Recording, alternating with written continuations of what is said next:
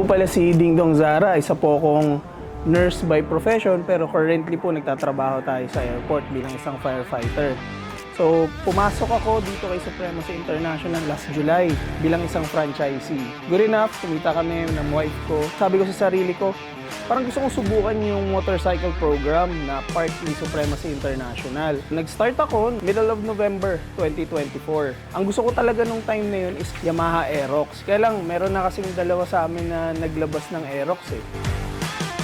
Padaan tayo ng Honda, nakita natin tong ADV. Sabi ko, andito na tayo sa program eh, kahit mas mahal yung down, kahit mas mahal yung monthly, pero gusto mo eh. Sabi ko sa sarili ko, kaya ako nga ginawa yung motorcycle program para makuha ko yung gusto kong motor. December 23, kung makakalimutan yun kasi bumabagyo nun, wala talaga nakapigil sa amin. Kahit baha, kahit bagyo, lalabas namin yung motor na yun kahit anong mangyari.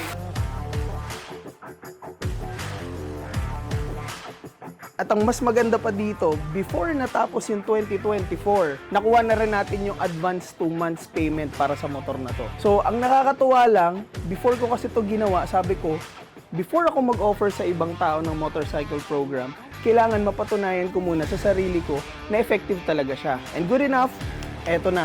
Napatunayan ko na sa sarili ko, kaya ko nang patunayan kahit kanino.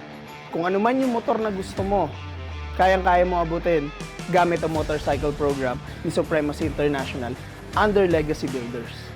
At ito lang para sa akin. Ikaw, oo ikaw na nakakapanood ng video na to. Kung may pangarap kang motor, Beat man yan, 125cc man yan, Aerox man yan, Sniper man yan, ADV man yan. Ito lang masasabi ko, kung ngayon nahihirapan ka at hindi mo alam kung paano mo kukunin yung pangarap mong motor, kausapin mo kami, tutulungan ka namin.